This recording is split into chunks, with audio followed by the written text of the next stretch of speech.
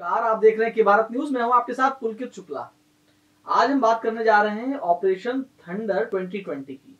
दरअसल operation thunder 14 सितंबर से 11 अक्टूबर के बीच में चलाया गया था। अब इसका जो परिणाम हुआ उसके हिसाब से संरक्षित वानिकी और वन्य जीवों नमूनों की बड़ी बरामदगी हुई। इस ऑपरेशन को भारत सहित दुनिया भर के 103 देशों में चलाया गया था। अब इसके बाद गिरफ्तारियां और जांचों का भी सिलसिला शुरू हो गया।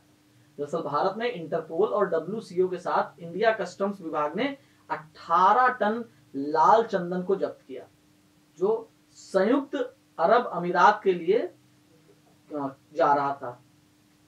अब बरामदगी में 1.3 टन हाथी के दांत, 1 टन पेंगोलिन तराजू और 1700 मारे गए पेंगोलिन सहित 87 ट्रक लोड लकड़ी और 56,200 ग्राम समुद्री उत्पाद और 15,878 किलोग्राम पौधे भी शामिल हैं।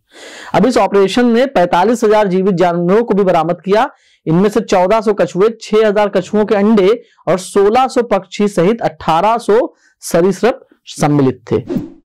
इंटरपोल के अनुसार वन्य जीव और वानिकी अपराध दुनिया में चौथा सबसे बड़ा अवैध व्यापार है। ये अक्सर भ्रष्टाचार, कर चोरी, मनी लॉन्ड्रिंग में होता है। ये ऑपरेशन 2017 से आयोजित किया जा रहा है। इस ऑपरेशन के तहत भाग लेने वाले देश विदेश रूप से वन्य जीवों और वनस्पतियों में लुप्तप्राय प्रजातियों में अंतर्राष्ट्रीय व्यापार पर कन्वेंशन के तहत संरक्षित प्रजातियों पर ध्यान केंद्रित करते हैं। वन्य जीवों में अवैध व्यापार प्रति वर्ष 20 मिलियन अमेरिकी डॉलर होने का अनुमान है। इंटरपोल ने वन्य जीवों की सुरक्षा के लिए कई अन्य ऑपरेशन किए हैं। इंटरपोल की परियोजना बुद्धि हाथियों और गैंडों पर केंद्रित है। सफेद राइनो सींग को पाउडर के रूप में कम किया जाता है और पारंपरिक दवाओं में उपयोग किया जाता है। आइवरी को नक्काशी के रूप में उकेरा और बेचा जाता है। परियोजना बुद्धि हाथियों और गैंडों के शिकार को रोकने में अपने सदस्य देशों का समर्थन करती है। अब बात करेंगे ऑपरेशन थंडरबर्ड की। यह ऑपरेशन लकड़ी और वन्य जीवन में अवैध व्यापार से निपटने पर केंद्रित है। इसे 2017 से आयोजित किया जा रहा है।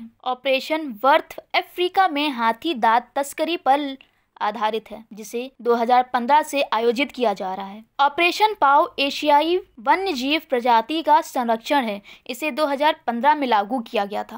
आपको बता दें कि इंटरपोल यानी international criminal police organisation, Interpol के 192 सदस्य देशों के साथ दुनिया भर का सबसे बड़ा अंतर्राष्ट्रीय पुलिस संगठन है। इसकी स्थापना के पीछे मुख्य उद्देश्य था दुनिया की पुलिस को इतना सक्षम बनाना कि पूरी दुनिया रहने के लिए एक सुरक्षित स्थान बन सके। इंटरपोल की स्थापना का विचार सबसे पहले 1914 में मोनाको में आयोजित पहली अंतर्राष्ट्रीय आपराधिक पुलिस कांग्रेस में आया था। आधिकारिक तौर पर इसकी स्थापना 1923 में अंतर्राष्ट्रीय अपराध पुलिस आयोग के रूप में की गई थी। इस संगठन को 1956 में इंटरपोल के नाम से जाने जाना लगा। अब इंटरपोल का जो मुख्यालय है वो लियोन, फ्रांस में स्थित है और इसके वर्तमान जो चेयरमैन है वो है मेंग होंगवेई। इंटरपोल के कार्य क्या क्या है? दरअसल इंटरपोल 192 सदस्य देशों में पुलिस को अंतर्राष्ट्रीय अपराधों से लड़ने के लिए संरक्षण देता है और मिलकर काम करने में सक्षम बनाता है। यह मुख्य रूप से 3 प्रकार के अपराधों के लिए अपनी पुलिस विशेषज्ञता और क्षमताओं का इस्तेमाल करता है। वो 3 प्रकार इस प्रकार से हैं। सबसे पहले है काउंटर आतंकवाद, दूसरा है साइबर अपराध और तीसरा है संगठित अपराध। इंटरपोल सभी सदस्य देशों और अंतर्राष्ट्रीय संगठनों जैसे संयुक्त राष्ट्र और यूरोपीय संघ के साथ मिलकर काम करता है ताकि अंतर्राष्ट्रीय अपराध से मुकाबला किया जा सके।